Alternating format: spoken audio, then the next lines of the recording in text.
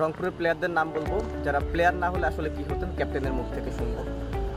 Steven Taylor. Steven Taylor, tough question. Dancer. Iftikhar Ahmed. Professor.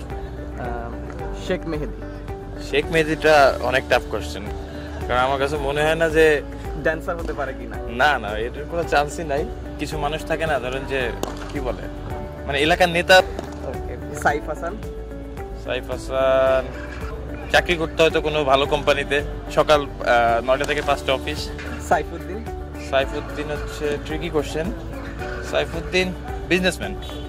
Rakibul junior. Rakibul comedian. Rezaur Rahman রাজা।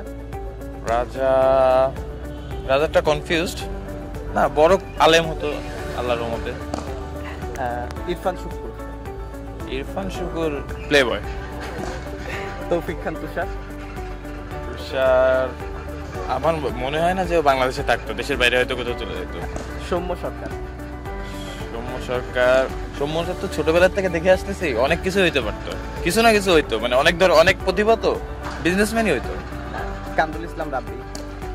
রাব্বি ভাই হচ্ছে কি বলে এটারে, কমিউনিকেট পার্টনার বা এই টাইপের, মানে হ্যাঁ বিজনেসম্যান টাইপের কিছু একটা হইতো, মানে সব মানুষের সাথে কমিউনিকেশন ভালো এবং কমিউনিকেট করে আপনার যে জিনিসটা কি বলে বাইং হাউসই তো মনে হয় বলে। হ্যাঁ বাইং হাউসের হয়তো দেশের ইম্পোর্ট এক্সপোর্ট এইসবের কিছু সব কমিউনিকেশন করে হয়তো কোনো কিছু একটা করতো।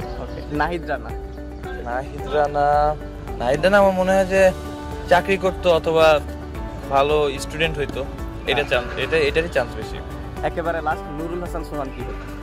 আমার কাছে ক্রিকেটার না হলে ফুটবলার হওয়ার চান্স ছিল। আইডল কে ফুটবলে? Football Messi.